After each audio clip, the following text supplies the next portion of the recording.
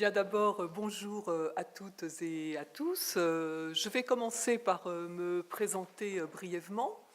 Donc, je suis Marie-Hélène Leloup, je suis inspectrice générale dans le groupe de l'enseignement primaire depuis la rentrée 2013. Et j'ai un parcours professionnel, en fait, qui part du premier degré, hein, puisque j'ai été à l'époque institutrice dans l'ensemble des niveaux de l'école primaire, de la petite section au CM2, dans des territoires variés. J'ai été ensuite maître formateur, puis inspectrice de l'éducation nationale, avant de passer le concours d'inspectrice d'académie, fonction que j'ai exercée dans des départements assez contrastés, la Manche, le Morbihan, puis l'Essonne. Voilà pour me présenter rapidement. Je voulais bien sûr tout d'abord remercier l'inspecteur d'académie et à travers lui son adjoint préféré. C'est forcément son préféré puisqu'il est là cet après-midi. En tout cas, remercier évidemment pour cette invitation. Remercier très chaleureusement Madame Pally, avec qui j'ai eu des échanges par messagerie interposée, et puis tous ceux qui ont travaillé avec elle à l'organisation de cette manifestation. Et puis vous dire vraiment le plaisir que j'ai d'intervenir dans le cadre d'une semaine consacrée à l'école maternelle. Plaisir d'autant plus vif que c'est la première édition. Et ma foi, écoutez, je souhaite longue vie à cette initiative.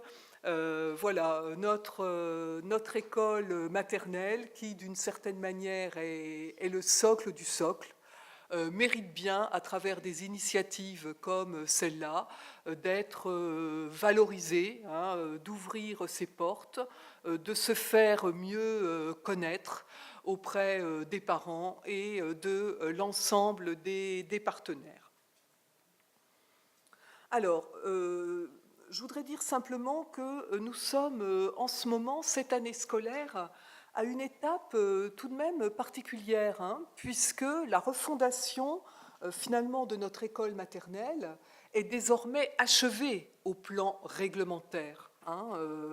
Nous avons un cycle à part entière, nous avons un programme nouveau depuis cette rentrée, nous avons des pratiques modifiées d'évaluation qui ont été portées par le décret de décembre 2015. Nous avons un cadre temporel qui est renouvelé, alors qui ne vaut pas que pour l'école maternelle, l'école élémentaire est concernée aussi, bien sûr.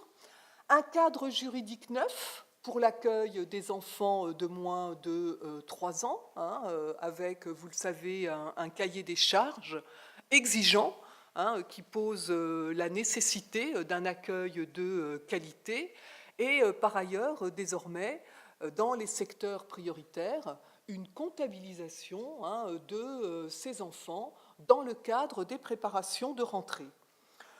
Un référentiel enrichi des compétences des professeurs des écoles, et puis, depuis la rentrée, eh bien, des ressources qui accompagnent la réglementation. Je pense que vous avez toutes et tous eu l'occasion d'aller sur Eduscol, et peut-être pas d'épuiser, parce que c'est très ambitieux, mais en tout cas de prendre connaissance de l'architecture de ces ressources, et puis de commencer à vous les approprier.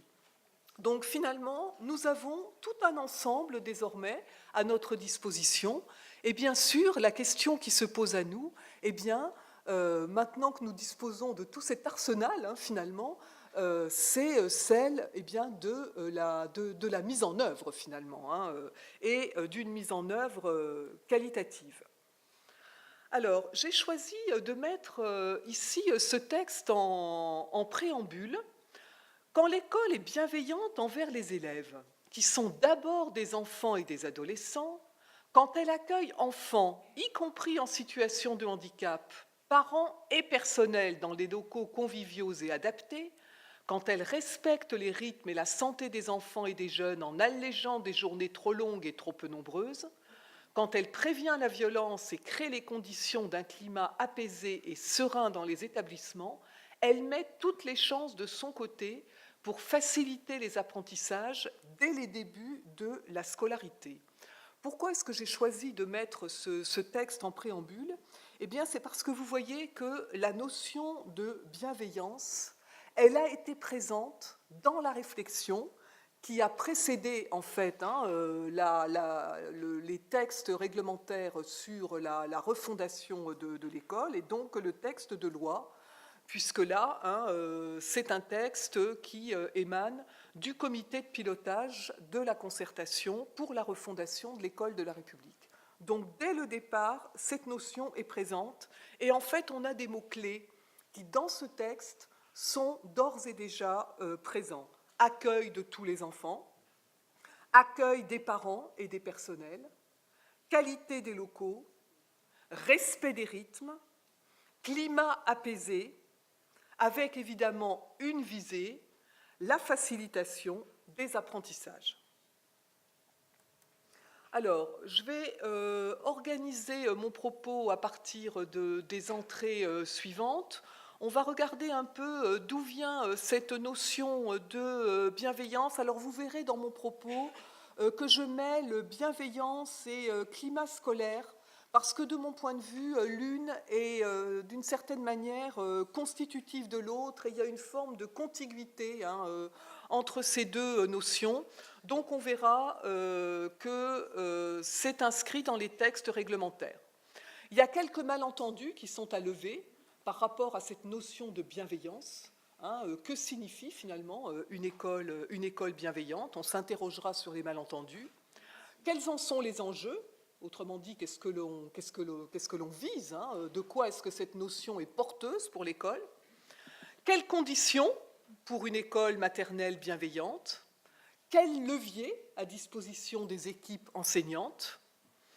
Ensuite, on partira d'un outil qui propose en fait une forme d'auto-évaluation des équipes et on regardera en quoi justement cette auto-évaluation peut permettre de créer au local, au plus près des élèves et dans chacune des écoles, une dynamique réflexive. On interrogera la notion de polyvalence, parce qu'à l'école maternelle et à l'école élémentaire d'ailleurs, c'est vrai pour les deux, on est dans un cadre particulier qui a quand même du sens par rapport à l'âge de nos élèves et encore plus particulièrement bien sûr à l'école maternelle. Et puis je vous montrerai, alors quand je dis un exemple, ce n'est pas du tout que de mon point de vue il soit modélisant, enfin une possibilité, une illustration de ce que pourrait être une charte de bienveillance à l'école maternelle.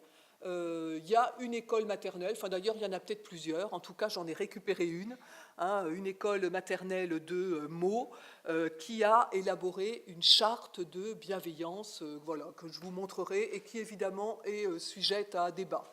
C'est pour ça que le terme d'exemple, voilà, je ne l'ai pas relativisé dans la diapositive, mais je le relativise dans le propos. Alors, tout d'abord, une notion inscrite dans la loi. La loi du 8 juillet 2013, dans son article 1, met l'accent sur l'amélioration du climat scolaire pour refonder une école sereine et citoyenne, en redynamisant la vie scolaire et en prévenant et traitant les problèmes de violence et d'insécurité. La sécurité et de façon plus précise, les conditions d'un climat scolaire serein doivent être instaurées dans les écoles et les établissements scolaires pour favoriser les apprentissages, le bien-être et l'épanouissement des élèves et de bonnes conditions de travail pour tous.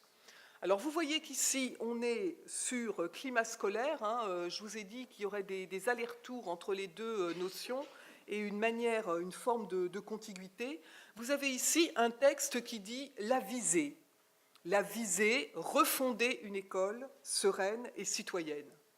Vous avez ensuite un texte qui dit le comment, en redynamisant la vie scolaire. Alors je mets des guillemets parce que vie scolaire, c'est quand même une notion qui appartient plutôt au second degré et qui sera à contextualiser pour l'école maternelle, hein, nous y reviendrons, et en traitant les problèmes de violence et d'insécurité. Et puis le pourquoi, eh bien le pourquoi, évidemment, c'est favoriser les apprentissages, le bien-être et l'épanouissement des élèves, et puis au-delà des élèves, de la communauté éducative dans son ensemble. Donc, on part de la loi. Ensuite, on a le référentiel de compétences du professeur des écoles, qui a été en fait réactualisé en 2013, hein, alors évidemment, je n'ai pas pris l'entièreté du référentiel, hein, j'ai isolé quelques items qui, de mon point de vue, hein, renvoient aux attendus, finalement, de cette notion par rapport à une école maternelle bienveillante. Agir en fonctionnaire de l'État de façon éthique et responsable, et exercer une autorité bienveillante et adaptée. Le texte dit, hein, que les enseignants ont à mettre en œuvre les règles d'une école laïque, publique et gratuite pour tous, dans le respect des besoins du jeune enfant, hein, respect des besoins du jeune enfant et de sa sécurité affective en relation avec sa famille. Il y a évidemment tout ce qui concerne, et on y reviendra tout à l'heure, parce que la bienveillance, ce n'est pas une notion hors sol, hein, c'est une notion qui va prendre vie jusque dans la classe, bien sûr. Il y a ensuite tout ce qui concerne donc la conception et la mise en œuvre de l'enseignement, c'est-à-dire que l'école maternelle, parce qu'elle veut répondre aux besoins des jeunes enfants qu'elle accueille, eh bien, soutient leur développement. Elle élargit leur univers relationnel, elle leur permet de vivre des situations diverses, hein, qui contribuent bien évidemment à enrichir leur personnalité et leur éveil culturel. Il y a ensuite tout ce qui concerne l'organisation du travail de la classe, et dans cette organisation du travail de la classe, la notion de bienveillance est très présente, parce que l'école maternelle va s'appuyer en fait sur le besoin d'agir du jeune enfant, sur le plaisir du jeu, sur la curiosité. L'organisation du temps à l'école maternelle va, autant que faire se peut, là aussi on y reviendra tout à l'heure, hein, répondre aux besoins et au rythme biologique des enfants. Et puis évidemment, les activités proposées à l'école maternelle doivent offrir de multiples occasions d'expériences sensorielles et motrices dans un univers bien évidemment sécurisé, hein. Autrement dit, dans l'organisation du travail de la classe, on va prendre appui sur les besoins du jeune enfant, hein, en manipulation et en expérience sensorielle. Savoir gérer le groupe, évidemment, c'est savoir prendre en charge un groupe, une classe, faire face aux conflits éventuels, hein, qui voilà, ont lieu aussi dans nos classes à l'école maternelle, et puis développer surtout la participation et la coopération entre les élèves, puisque l'école, ce n'est pas n'importe quel espace, c'est un espace évidemment organisé pour les apprentissages, mais c'est un espace où on apprend ensemble. Prendre en compte la diversité des élèves, ça aussi, évidemment, ça renvoie à la notion de bienveillance. Hein, l'école maternelle, elle a à prendre en compte des différences de développement, des différences d'acquisition, des différences de rythme entre les enfants, et d'une certaine manière, à adapter, sans les réduire, les exigences scolaires pour favoriser le développement de chacun des enfants qui lui sont confiés. Évaluer les élèves, ça veut dire être en capacité de mettre en œuvre les modalités d'évaluation adaptées aux jeunes enfants, savoir développer des méthodes d'observation, hein, puisque à l'école maternelle, on va avoir une évaluation qui va finalement être essentiellement fondée sur l'observation in situ de l'élève. Et évidemment, à partir de là, nous y reviendrons tout à l'heure, eh bien, être en capacité de réguler les parcours d'apprentissage, puisqu'évidemment, il ne s'agit pas d'observer, il faut encore traduire cette observation par rapport à des attendus et être capable de se demander ce que l'on va mettre en place pour aider finalement chacun des enfants à progresser. Et enfin, travailler en équipe et coopérer avec les parents et les partenaires de l'école. C'est clair qu'une école, ce n'est pas la somme des enseignants et des classes qui la constituent, c'est un collectif. Donc, finalement, ça ne se décrète pas, le collectif. C'est quelque chose qui se construit. Donc, il y a à apprendre à travailler ensemble et, bien évidemment, à travailler avec les parents et les partenaires. Donc vous voyez une notion qui est dans l'horizon du référentiel de compétences du professeur des écoles. Une notion ensuite qu'on va retrouver dans le règlement type départemental. Alors, c'est une circulaire donc du 9 juillet 2014 qui est la circulaire règlement type départemental pour les écoles maternelles et élémentaires, qui quand même est un texte qui représente une forme d'événement, parce que, en fait, le dernier texte équivalent remontait à 1991.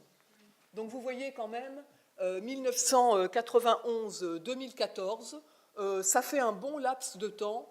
Et donc, il était sans doute nécessaire de réviser, d'une certaine manière, notre réglementation. Et en fait, cette actualisation du texte eh bien, répond à une préoccupation très claire d'amélioration du climat scolaire et de meilleure qualité de la vie, en fait, pour les élèves dans les écoles. Et en fait, ce qui est visé, eh bien, c'est de réunir les meilleures conditions de vie et d'apprentissage pour chaque élève au sein de la collectivité, en vue, évidemment, puisque l'école n'a pas sa propre fin en elle-même, en vue de préparer à une vie adulte respectueuse de chacun. Alors, ce nouveau texte, en fait, il est fondé sur 3 axes majeurs. D'abord, il prend en compte les évolutions de la société et de l'école. Pourquoi ? Eh bien parce que c'est un texte qui affirme une école inclusive. Et donc une école inclusive, eh bien c'est une école qui accueille et qui prend en compte les différences. Et forcément, c'est un des fondements de la notion de bienveillance. Alors les différences qui peuvent être de tous ordres, on peut penser aux enfants allophones, par exemple, aux enfants de familles itinérantes, aux enfants, bien évidemment, en situation de handicap, et puis, globalement, à tous les élèves à besoins éducatifs particuliers. Et donc, l'objectif, c'est bien d'affirmer le droit de chacun à recevoir un enseignement et à y participer. Ensuite, notre école, elle a une mission de protection envers les enfants qui lui sont confiés. Alors, ça commence, j'ai envie de dire, par la vie quotidienne à l'école et par la surveillance, par exemple, des espaces de vie commune, mais c'est aussi le sens de tout un ensemble de signalements qui se sont développés depuis une quinzaine d'années et qui sont tournés vers la personne de l'élève et qui sont organisés par des procédures réglementaires. Par exemple, les signalements enfance en danger, l'article 40, tous les signalements de situations préoccupantes, les signalements pour situations d'absentéisme. Alors à la maternelle, on est plutôt sur non-fréquentation ou fréquentation très irrégulière. Et puis tout ce qui est demande aussi de reconnaissance de handicap. Tout ça rentre dans la protection des enfants. Ensuite, c'est un texte qui affirme les principes du droit. Et ça, c'est quelque chose de très important parce que le règlement intérieur, finalement, tout règlement intérieur répond d'une certaine manière à une demande de justice scolaire. C'est-à-dire que chacun doit avoir le sentiment d'être traité justement et de participer à une communauté qui traite tous ses membres de façon équitable. Et évidemment, cette justice scolaire, elle répond à une volonté, là aussi, de bienveillance et d'attention portée à chacun. Et c'est une notion qui appartient à une école qui veut éduquer. J'ai envie de dire que on peut aller jusqu'à dire, quand on dit l'attention à chacun, qu'évidemment, c'est vrai à l'école maternelle, c'est vrai dans l'ensemble de notre système éducatif, il n'y a pas d'élèves transparents à l'école. Chacun des élèves dans notre système éducatif a droit à une attention particulière. Et puis, enfin, ce règlement type départemental, il va être traduit dans le règlement intérieur de l'école et il a clairement une visée éducative. Pourquoi est-ce qu'il a une visée éducative?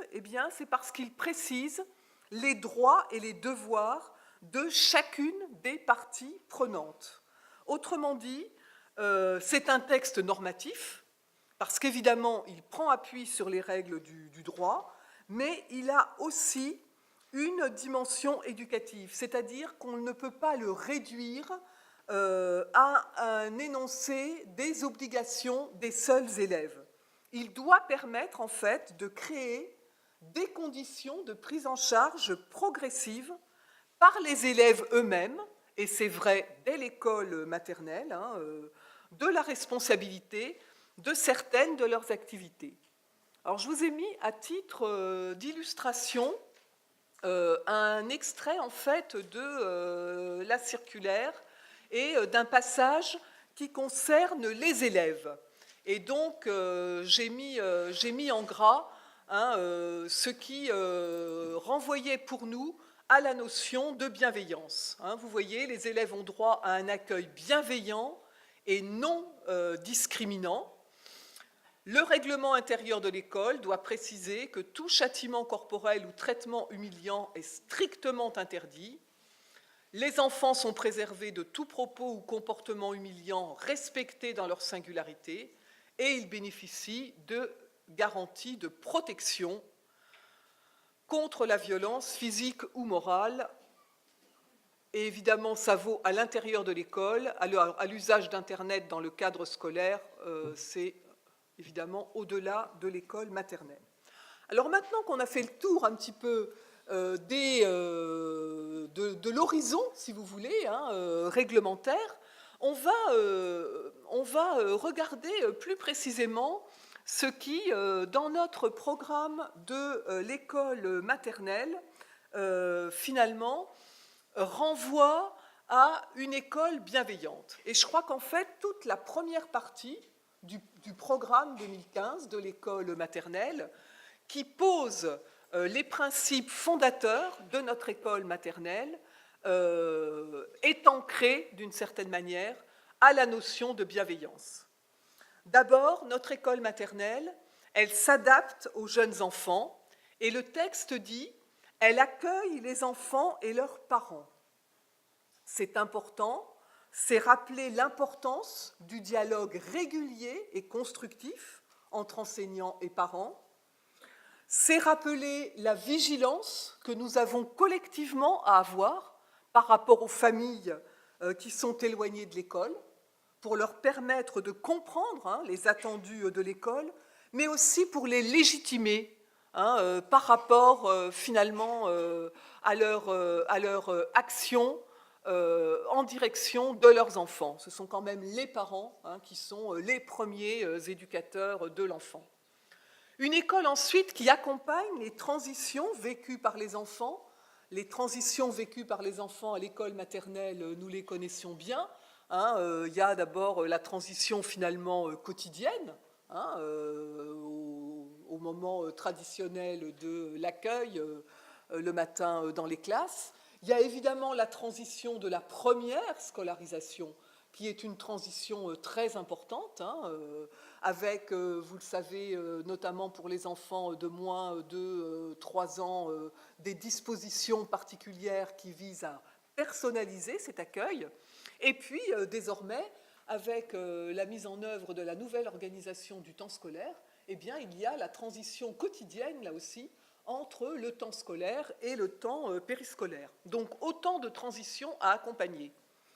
Une école qui tient compte du développement de l'enfant, les progrès de l'enfant, ils sont liés à 2 choses. Ils sont liés à sa maturation, d'une part, et puis ils sont liés, d'autre part, aux stimulations des situations scolaires. L'école a à voir, bien évidemment, avec les progrès. Simplement, ce qu'il faut qu'on se rappelle, collectivement là aussi, c'est que ces progrès, eh bien, ils ne se réalisent pas au même rythme pour tous les enfants. Et en fait, notre école maternelle, il ne faut pas qu'elle transforme en marqueur d'échec ce qui, à cet âge-là, relève de différences qui sont des différences interindividuelles. Et évidemment, c'est toute la problématique de l'évaluation et de la notion d'évaluation bienveillante sur laquelle je reviendrai tout à l'heure. Ensuite, c'est une école qui organise des modalités d'apprentissage spécifiques. Et là, notre nouveau programme distingue 4 modalités d'apprentissage. Apprendre par le jeu.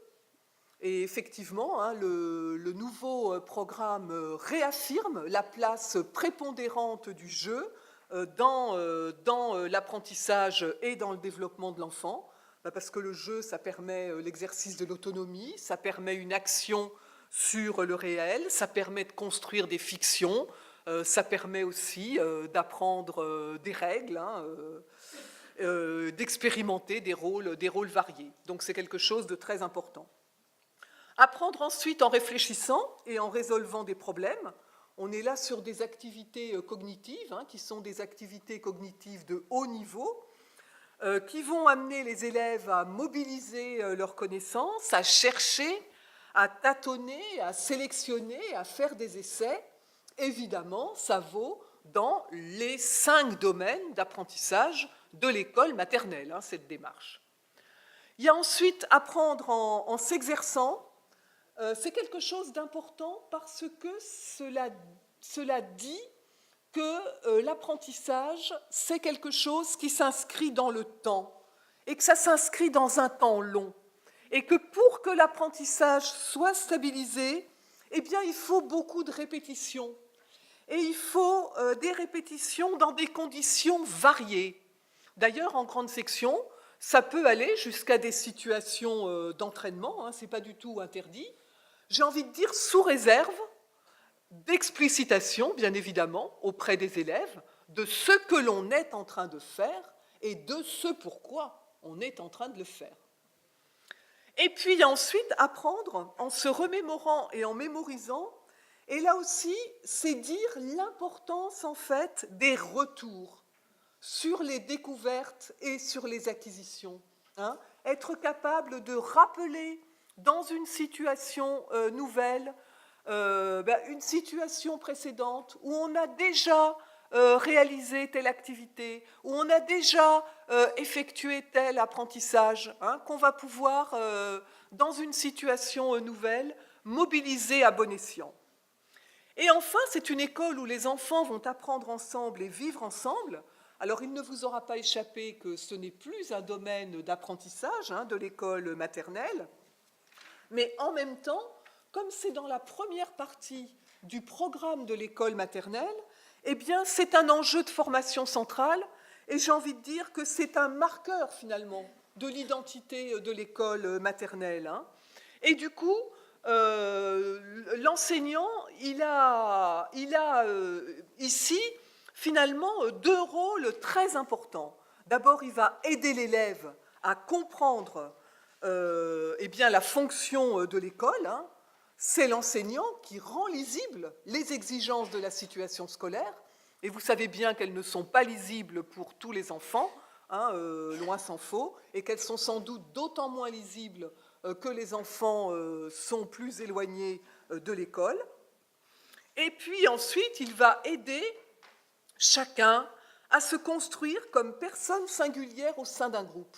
Et pour ça, eh bien, il faut participer à des projets collectifs, hein, mais dans un cadre où les règles vont d'abord être données par l'enseignant et puis où progressivement, elles pourront être élaborées collectivement. Alors j'ai dit qu'il y avait des malentendus tout à l'heure à lever. Une école bienveillante, alors d'abord, ce n'est pas une école laxiste, ce n'est pas une école du laisser-faire. Une école bienveillante, moi je reprends le mot, et bien justement, c'est une école qui veille bien. Et c'est une école qui veille bien à quoi? Eh bien, c'est une école qui veille bien aux conditions d'apprentissage des élèves, d'une part, et aux conditions du vivre ensemble, d'autre part. Autrement dit, c'est une école qui va concilier le bien-être et les apprentissages. Hein, et il n'y a pas d'antagonisme entre les deux. L'école maternelle est porteuse de ces deux dimensions-là. Ensuite, une école bienveillante, ce n'est pas une école qui ne dirait pas les difficultés et qui laisserait à entendre que tout se vaut. Et du coup, je vais revenir ici sur la notion d'évaluation positive. Quand on dit évaluation positive, ça veut dire que l'on veut valoriser les réussites, on veut pouvoir dire ce qui est acquis, même si, d'une certaine manière, ce n'est pas l'idéal visé. Pour autant, ce n'est pas cesser d'être objectif. C'est-à-dire que l'évaluation, elle va montrer les réussites, hein, pas forcément la perfection, autrement dit, et ou la supériorité par rapport aux autres, hein, les réussites. Ensuite, ne soyons pas naïfs, il y a des enfants pour lesquels il va y avoir des manques. Eh bien, les manques, ils sont à repérer, mais de manière dynamique, c'est-à-dire en suggérant les moyens de les dépasser, très clairement. Il ne s'agit pas de les masquer, mais au contraire de les présenter comme des défis, finalement, à relever.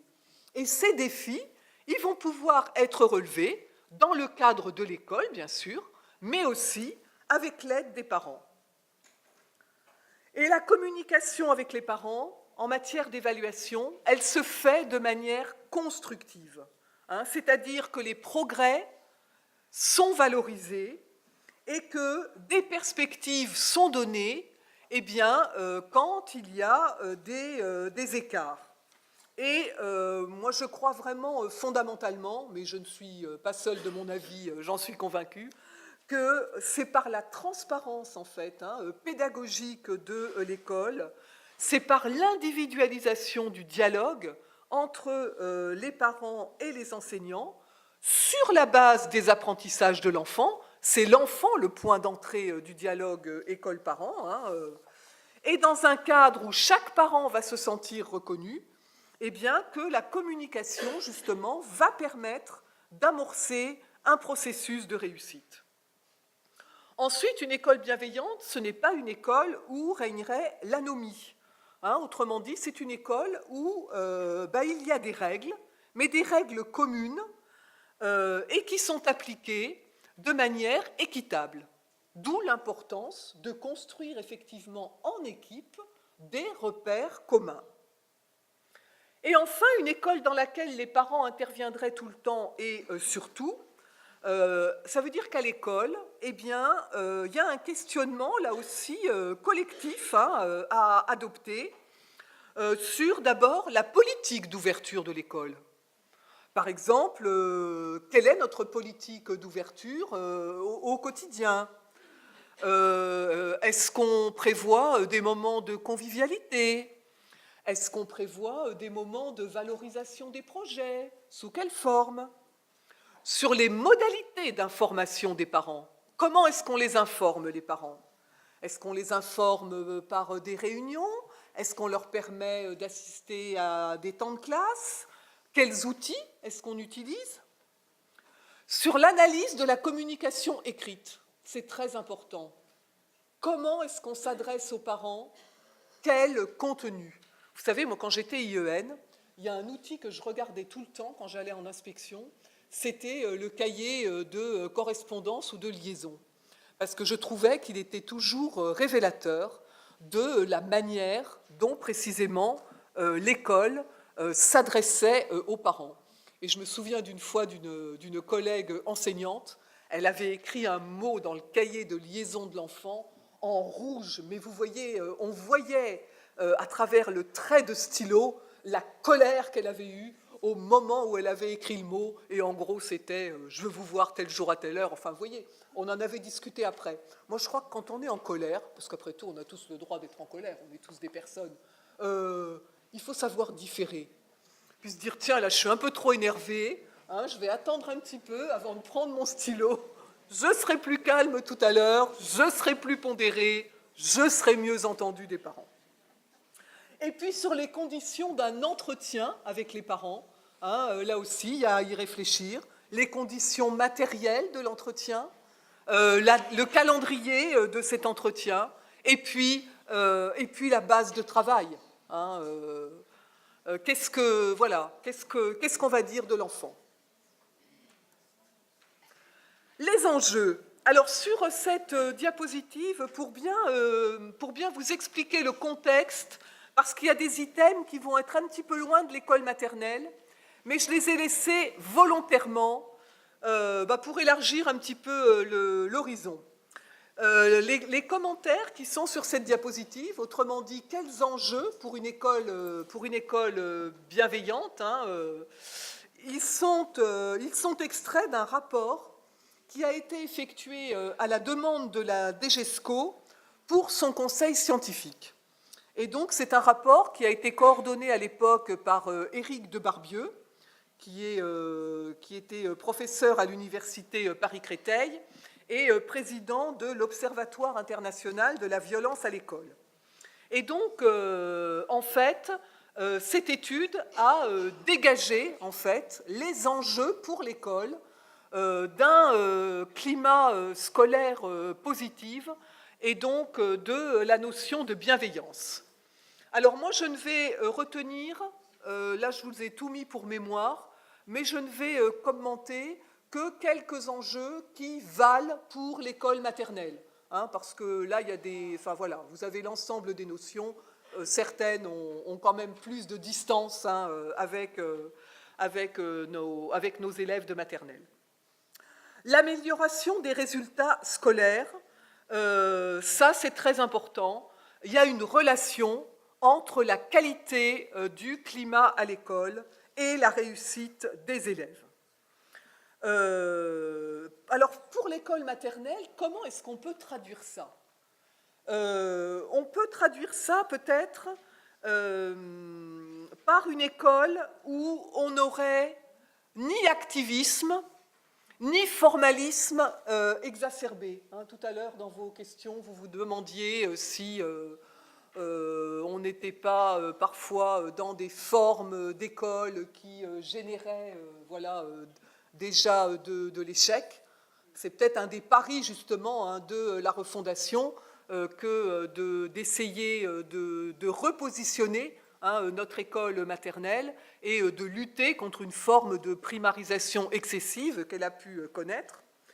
Donc ni activisme ni formalisme, et puis sans doute l'articulation de 3 dimensions.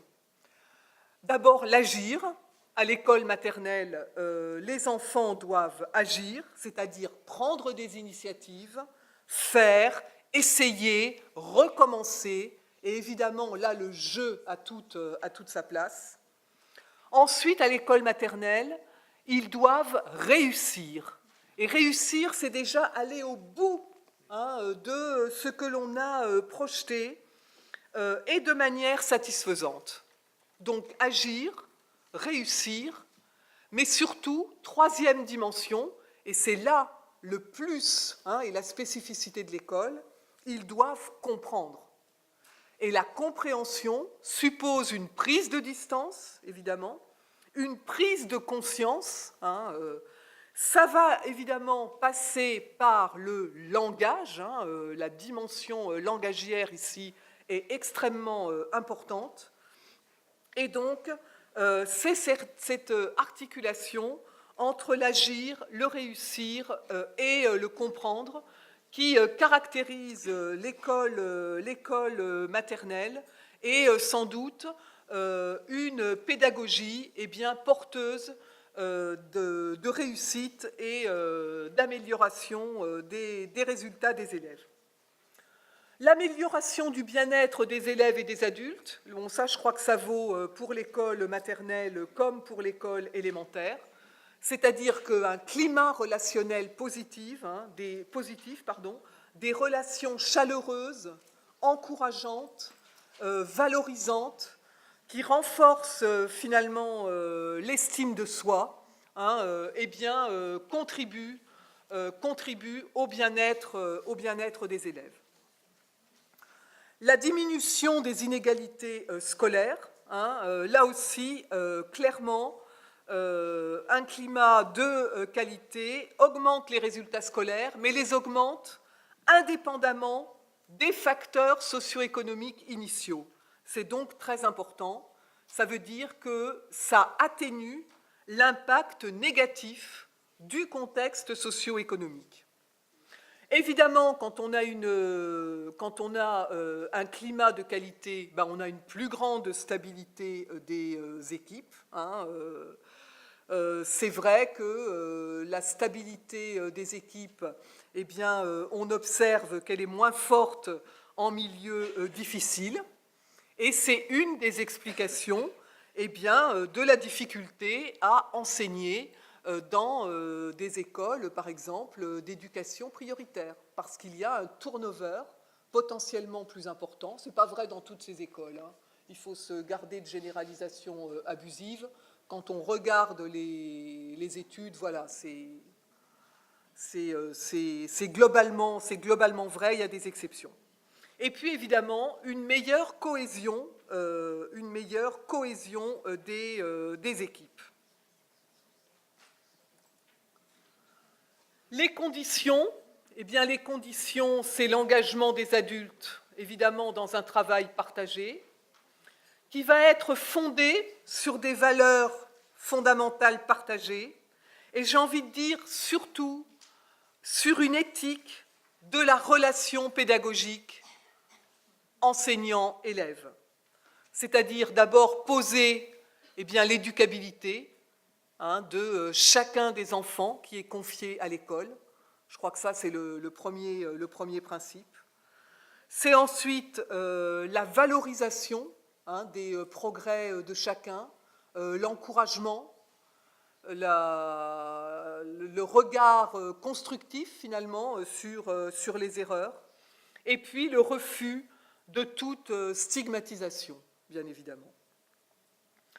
Des valeurs humanistes, notamment le respect de soi, des autres, le respect des différences, c'est très important.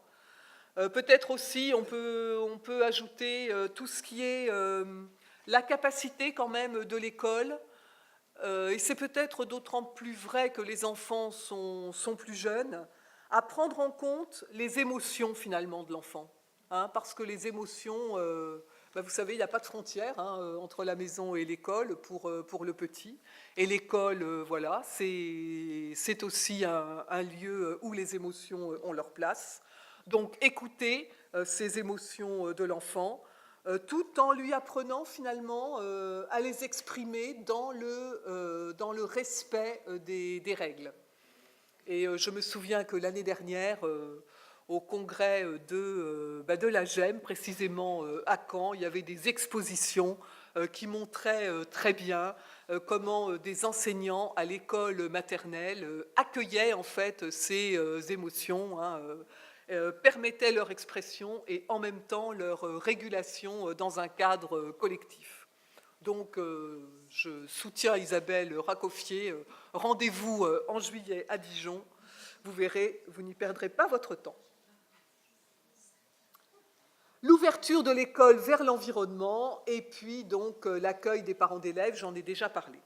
Alors, au sein de l'école, qu'est-ce que ça veut dire ? Bien, ça veut dire qu'à l'école, on a à réfléchir ensemble, d'abord au projet d'école.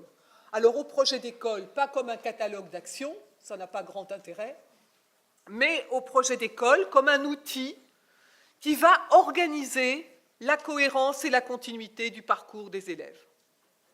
Ensuite, au sein de l'école, je l'ai dit tout à l'heure, tout ce qui va concerner la définition des modalités de dialogue et de coopération avec les parents.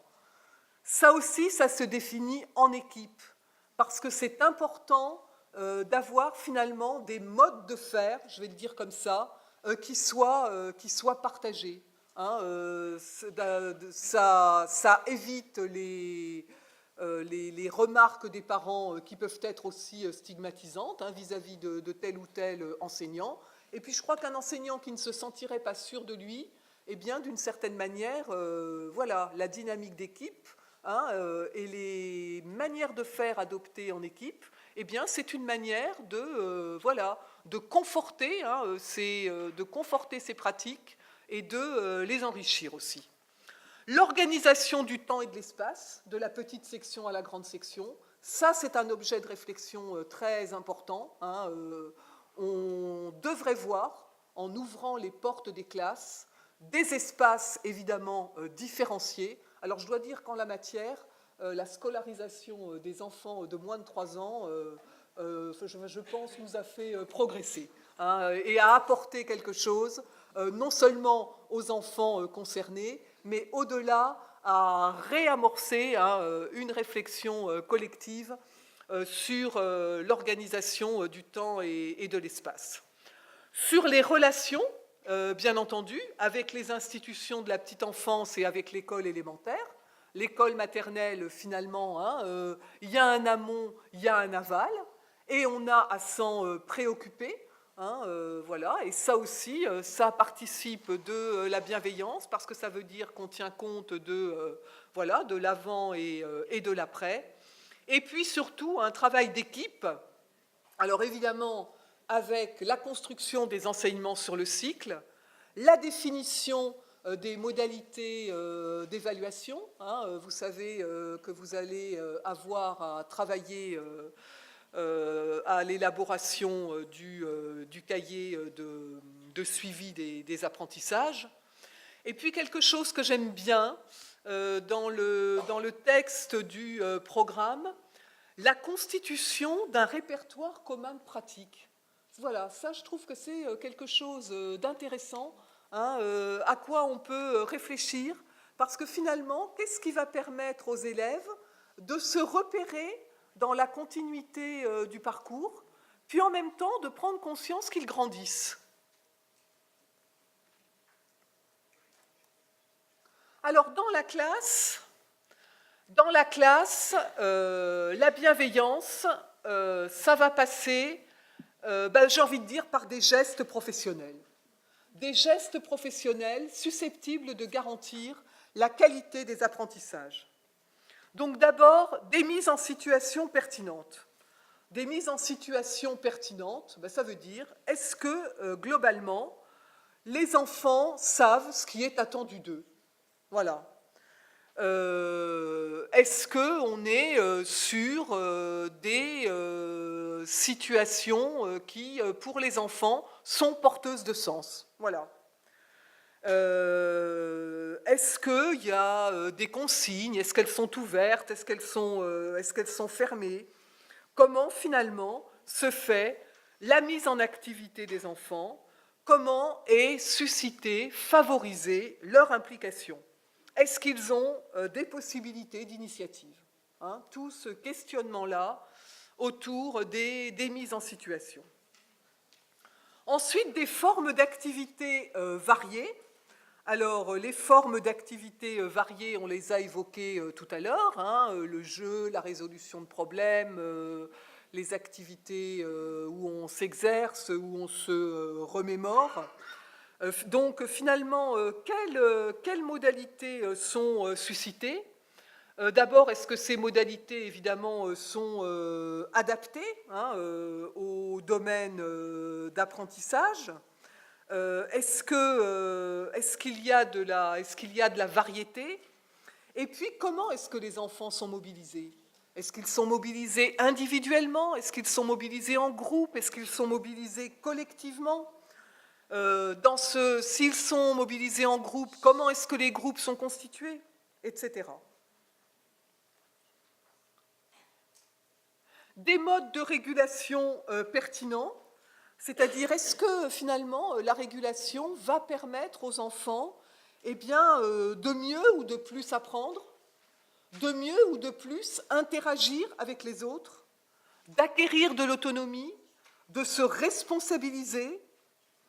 On peut se demander aussi, dans les modes de régulation à l'école maternelle, quel est le rôle de l'ATSEM? Est-ce que son rôle a été déterminé préalablement?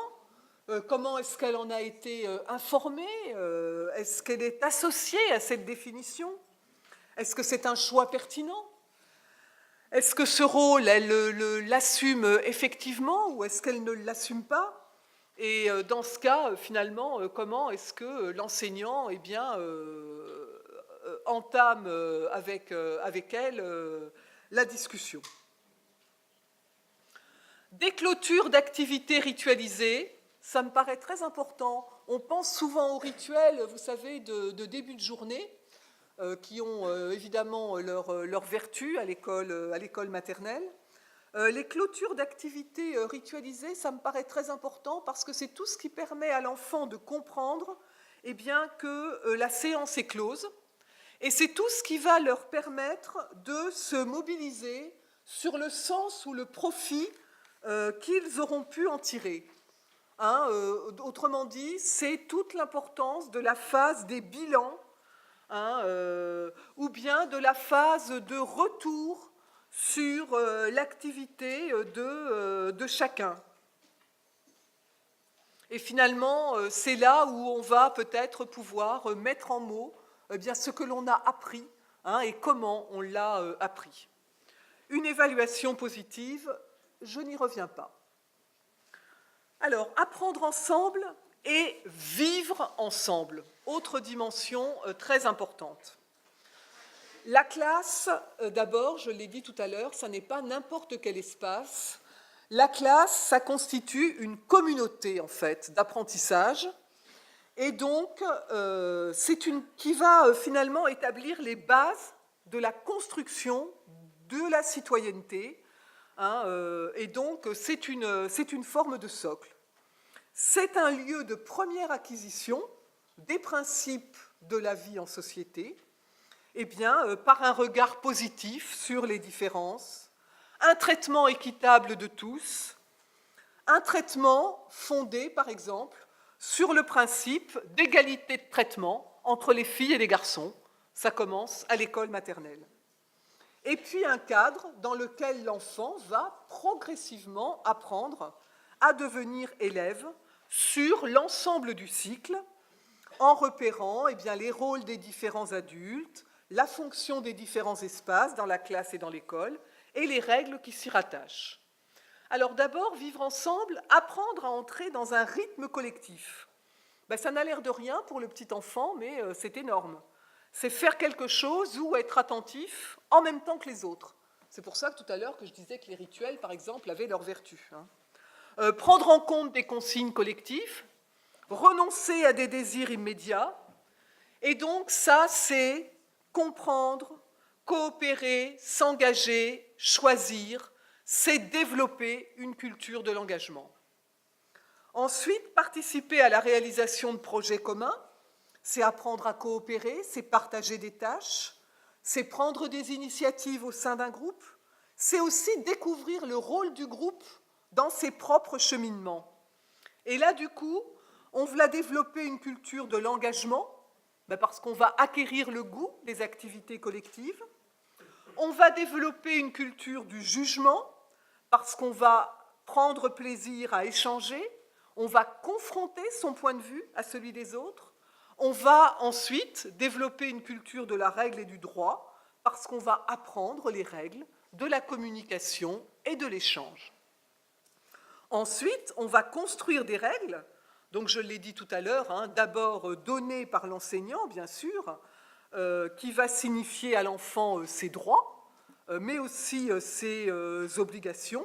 Hein, par exemple, à l'école, il faut attendre son tour, il faut partager des objets, il faut partager du matériel, il faut respecter le matériel.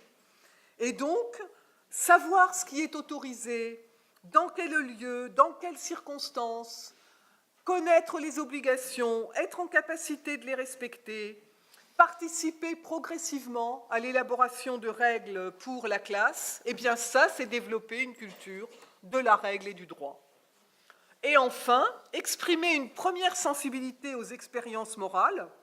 Donc là, pour les enfants, ça va être exprimer un sentiment d'empathie, une expression du juste et de l'injuste.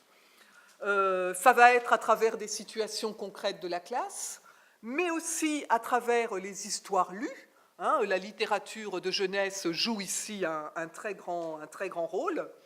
Et du coup, on va acquérir à l'école un vocabulaire qui va permettre de parler de ses émotions, de ses sentiments, de tenir compte des autres, d'accepter la différence. Et donc, on va développer une culture du jugement. Alors, les leviers, c'est le rôle du directeur, ou de la directrice. En maternelle, on a souvent, on a souvent des directrices. Donc, vous savez que les missions des directeurs d'école, elles ont été réactualisées par une circulaire de décembre 2014, qui revoit le référentiel et qui réactualise les missions du directeur avec 4 domaines principaux de compétences. Le pilotage pédagogique de l'équipe et du projet d'école. Eh bien ici, ce sont les items 1 et 2 que vous avez sur la diapositive. C'est tout ce qui concerne le projet d'école et puis toutes les modalités de communication interne et de travail et tout le travail en équipe. Ensuite, notre directeur ou notre directrice sont garants du bon fonctionnement de l'école. Eh bien ici, dans l'item 1, c'est ce qui renvoie au règlement intérieur. Notre directrice ou notre directeur, toujours, il a à gérer les ressources matérielles, mais aussi tout ce qui concerne les ressources humaines, bien évidemment. Donc ici, c'est le dernier item, l'organisation du temps et l'organisation des services.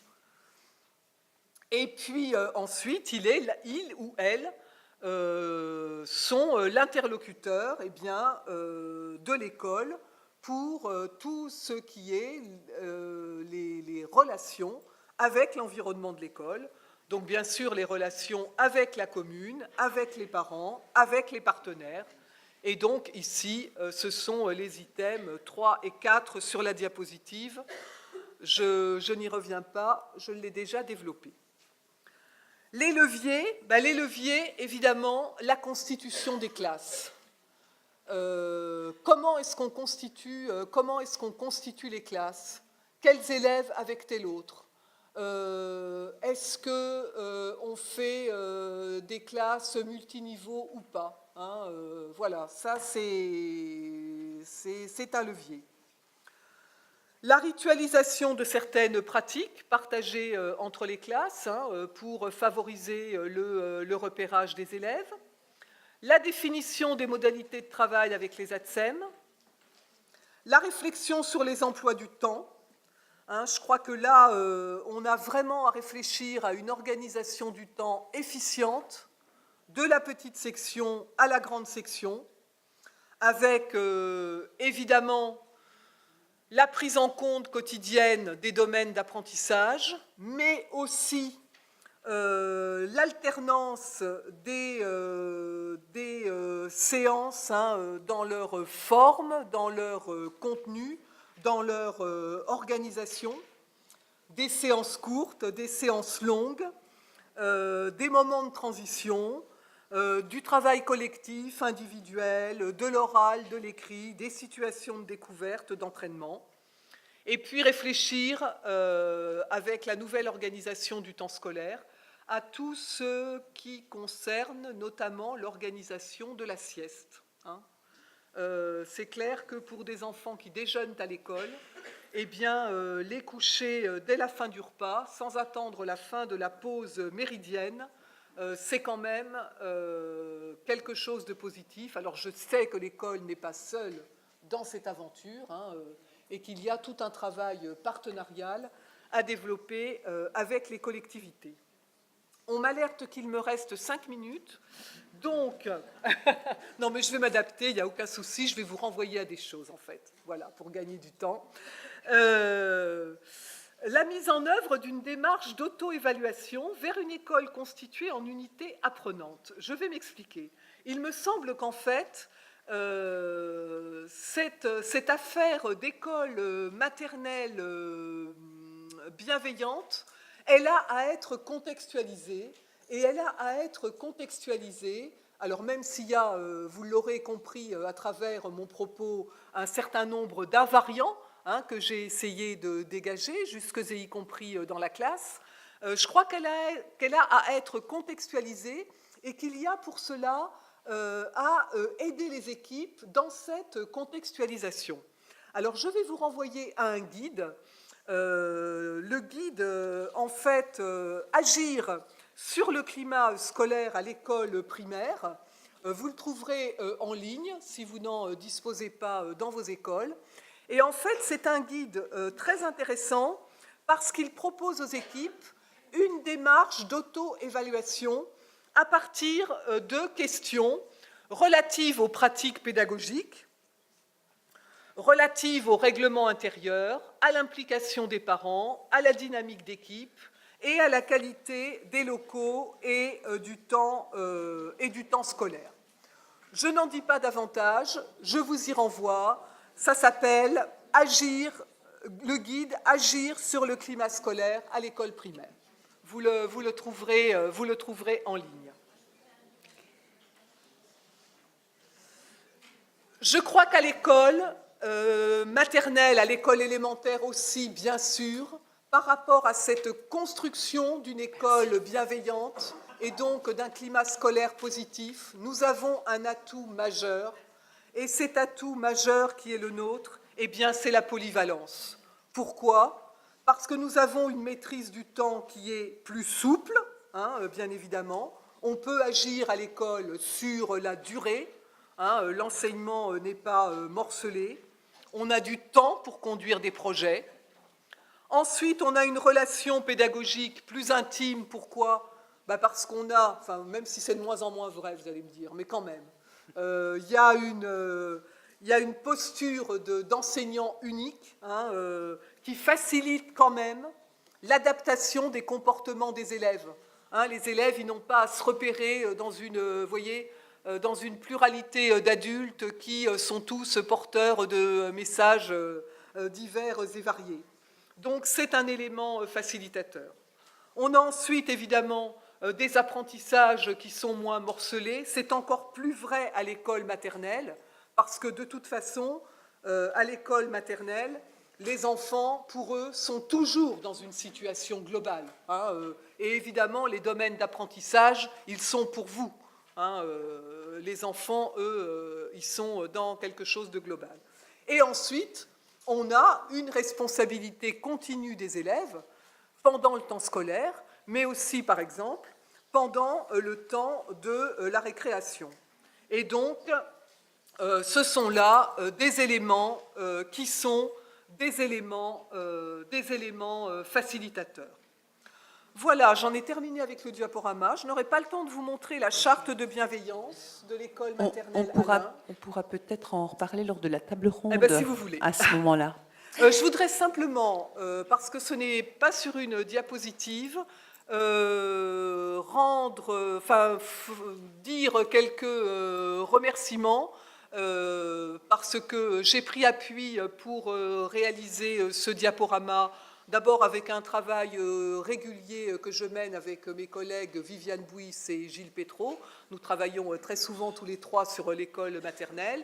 Et puis également mon collègue Aziz Gelab, qui lui n'est pas dans le groupe enseignement primaire, mais qui est dans le groupe enseignement et vie scolaire de l'inspection générale et qui a beaucoup travaillé sur le climat scolaire. Voilà, j'ai tout dit, je m'arrête là. Merci beaucoup.